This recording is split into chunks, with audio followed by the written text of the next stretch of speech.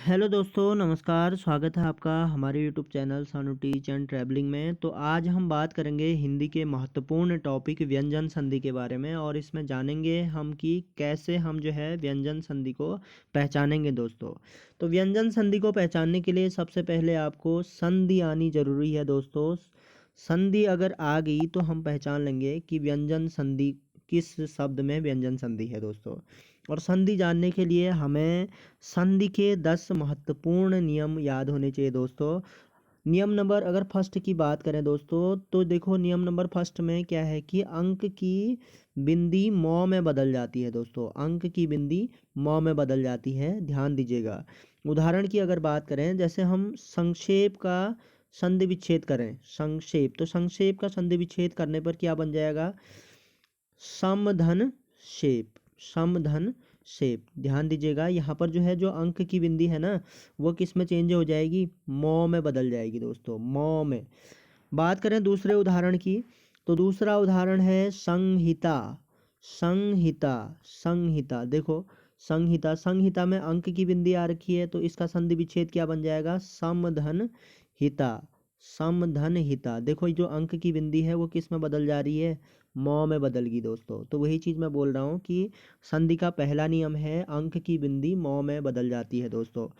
और बात करते हैं यहाँ पर जो है संधि की, व्यंजन संधि की, तो इसमें भी वही बोल रहा है दोस्तों। परिभाषा में व्यंजन का स्वर या व्यंजन के साथ मेल होने पर जो परिवर्तन होता है उसे व्यंजन संधि कहते हैं। व्यंजन का, देखो दोस्तों, संक्षेप की अगर बात करें तो संक्षेप का संधि विच्छेद किया हमने तो क्या बना? समधन शेप, समधन शेप बना। तो यहाँ पर जो है सम में मौ क्या है? व्यंजन है दोस्तों। तो व्यंजन का मेल किससे हो रहा है? व्यंजन के साथ ही हो रहा है। तो वही चीज़ है कि यहाँ पर जो मेल होगा व्यंजन का, पहले में व्यंजन ही आएगा, यानी व्यंजन का मेल होगा स्वर या व्यंजन के साथ, स्वर या व्यंजन के साथ। यानी ये धन के बाद जो है यहाँ पर विच्छेद करने पर स्वर या व्यंजन कुछ भी हो सकता है दोस्तों, ठीक है नहीं? तो वही चीज़ है, व्यंजन का स्वर या व्यंजन के साथ मेल होने पर जो परिवर्तन होता है उसे व्यंजन संधि कहेंगे दोस्तों। बात करते हैं नियम नंबर 2 की। तो नियम नंबर 2 क्या कहता है दोस्तों? अगर किसी शब्द में आधा चौ, आधा लौ, आधा नौ और आधा जौ आए, कोई भी शब्द में अगर आधा चौ आए, आधा लौ आए और आधा जौ आए, तो वो किस में बदल जाते हैं? तौ में बदल जाते हैं दोस्तों। आधा चौ, आधा लौ और आधा जौ और आधा नौ वाले अगर कोई शब्द हैं तो वो किस में बदल जाते हैं? तौ में बदल जाते हैं दोस्तों। बात करते हैं उदाहरण की, जैसे उन्नति। उन्नति, देखो उन्नति में क्या आ रखा है? आधा नौ आ रखा है ना। तो आधा नौ आ रखा है, तो मैंने क्या बोला? किसी शब्द में अगर आधा चौ, आधा लौ, आधा जौ और आधा नौ आए तो वो किस में बदल जाते हैं? तौ में बदल जाते हैं। तो उन्नति का संधि विच्छेद क्या हो जाएगा दोस्तों? उत धन नति, उत धन नति। देखो ये आधा नौ किस में बदल गया? तौ में बदल गया दोस्तों। बात करते हैं नेक्स्ट उदाहरण की, जैसे हम उद्भव लिखते हैं, उद्भव, उद्भव, उद्भव। तो यहाँ पर देखो दोस्तों, ये दौ जो है हलंत लग रखा है, इसीलिए ये दौ किस में परिवर्तित हो जाएगा? तौ में परिवर्तित हो जाएगा। तो उद्भव का संधि विच्छेद क्या हो जाएगा? उत धन भव, उत धन भव हो जाएगा। बात करते हैं नेक्स्ट उदाहरण की, जैसे उच्चारण लिखते हैं हम, उच्चारण। उच्चारण में क्या आ रखा है दोस्तों? आधा चौ आ रखा है। तो आधा चौ किस में परिवर्तित हो जाएगा? तौ में परिवर्तित हो जाएगा। उच्चारण का संधि विच्छेद क्या बन जाएगा? उत धन चारण, उत धन चारण। जैसे एक शब्द और ले लेते हैं, उल्लेख। उल्लेख, देखो उल्लेख में क्या आ रखा है?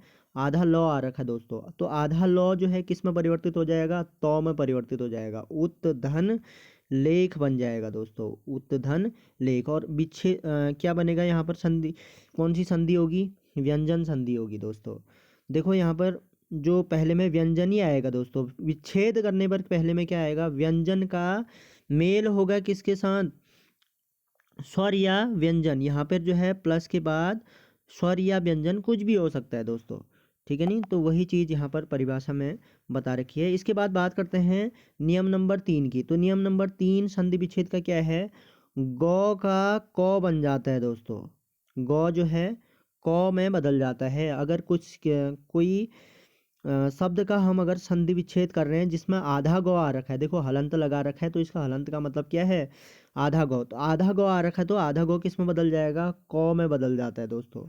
जैसे उदाहरण की अगर बात करें, दिग्गज, दिग्गज, देखो यहाँ पर दिग्गज का अगर संधि विच्छेद कर रहे हैं तो यहाँ पर क्या आ रखा है, आधा गौ आ रखा है, तो दिग्गज का संधि विच्छेद करने पर किस में बदल जाएगा, दिक धन, दिक धन गज, दिक धन गज बन जाएगा दोस्तों, दिक धन गज।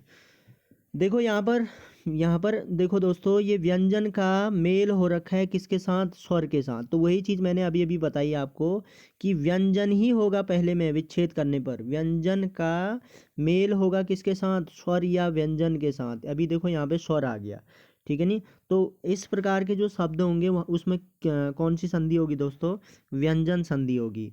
बात करते हैं नियम नंबर 4 की। नियम नंबर 4 क्या बोलता है संधि का दोस्तों, डॉ जो है टॉ में बदल जाता है, डॉ जो है टॉ में बदल जाता है दोस्तों। जैसे हम उदाहरण की अगर बात करें, दोस्तों, जैसे बडानन, बडानन, बडानन में देखो दोस्तों डॉ आ रखा है, तो अभी अभी मैंने बताया आपको कि डॉ जो है टॉ में बदल जाता है, तो इसका संधि विच्छेद क्या बन जाएगा, बट धन आनन, बट धन आनंद। देखो ये डॉ किस में बदल गया दोस्तों, टॉ में बदल गया। बात करते हैं नियम नंबर 5 की। संधि विच्छेद का जो नियम नंबर 5 है उसमें क्या बोलता है दोस्तों, जौ जो है चौ में बदल जाता है, जौ जो है चौ में बदल जाएगा दोस्तों। उदाहरण की अगर बात करें, जैसे हम लिखते हैं आज़ादी, आज़ादी, तो आज़ादी में क्या आ रखा है दोस्तों, जौ आ रखा है, तो ये जौ किस में परिवर्तित हो जाएगा, चौ में परिवर्तित हो जाएगा। तो इसका आज़ादी का संधि विच्छेद क्या होगा दोस्तों, अच धन आदि, अच धन आदि। महत्वपूर्ण है जो है संधि के लिए, आज़ादी का संधि विच्छेद अच धन आदि दोस्तों। ये जौ किस में बदल गया, चौ में बदल गया दोस्तों, महत्वपूर्ण है। बात करते हैं नियम नंबर 6 की। तो नियम नंबर 6 क्या कहता है दोस्तों, अगर किसी शब्द में शौ आ रखा है, लास्ट में अगर शौ आ रखा है तो ये किस में बदल जाता है, ईश में बदल जाता है दोस्तों। शौ जो है ईश में बदल जाता है। जैसे उदाहरण की अगर बात करें तो देवेश, देखो दोस्तों देवेश, देवेश, देवेश का अगर संधि विच्छेद करोगे तो ये क्या बनेगा, देव धन ईश। देखो देव धन ईश, देवेश बना दे दोस्तों। यहाँ पे क्या आ रखा था, ये वाला शौ आ रखा, तो ये वाला शौ जो है ईश में बदल जाता है, तो देव धन ईश क्या बना दोस्तों, देवेश बना। देखो कमलेश, कमलेश, कमलेश में क्या आ रखा है दोस्तों, ये यही वाला शौ आ रखा है, तो ये शौ ईश में बदल जाता है, अभी भी बताया मैंने आपको। तो इसका संधि विच्छेद क्या हो जाएगा, कमल धन ईश बन जाएगा दोस्तों, कमल धन ईश। और संधि की अगर बात करेगा तो व्यंजन संधि हो, व्यंजन संधि बनेगी, क्योंकि यहाँ पर जो है व्यंजन का मेल हो रहा है दोस्तों व्यंजन के साथ। तो यहाँ पे व्यंजन और स्वर कुछ भी आ सकता है दोस्तों, ठीक है नहीं, विच्छेद करने पर। बात करते हैं नियम नंबर 7 की। नियम नंबर 7वां क्या है दोस्तों, चौ जो है, चौ जो है अगर इस प्रकार के हैं तो इनको जोड़ना या हटाना, जोड़ना या हटाना। देखो दोस्तों, जैसे हम संधि विच्छेद करते हैं कोई शब्द का, स्वच्छंद, स्वच्छंद का अगर संधि विच्छेद कर रहे हैं तो इसका संधि विच्छेद क्या होगा, स्वधन छंद होगा दोस्तों, स्वधन छंद होगा। तो कहने का मतलब ये है कि अभी अभी मैंने बताया आपको दोस्तों कि ये चौ जो है, ये चौ या ये आधा चौ, इसको जोड़ना या हटाना बोल रहा हूँ दोस्तों मैं, जोड़ना या हटाना। जैसे हमने स्वच्छंद लिखा तो स्वच्छंद में जो है स्वच्छंद का संधि विच्छेद क्या होगा, स्वधन छंद होगा, स्वच्छंद। देखो दोस्तों स्वच्छंद, स्वच्छंद का संधि विच्छेद क्या होगा, स्वधन छंद। तो इसमें क्या कर रहे हैं दोस्तों हम, ये देखो ये चौ को हटा रहे हैं दोस्तों, तभी वहां पर क्या लिख रखा है, हटाना या जोड़ना। मैं बता रहा हूँ दोस्तों, हटाना या जोड़ना। तो स्वच्छंद का संधि विच्छेद क्या होगा, स्वधन छंद। देखो ये चौ हट गया है।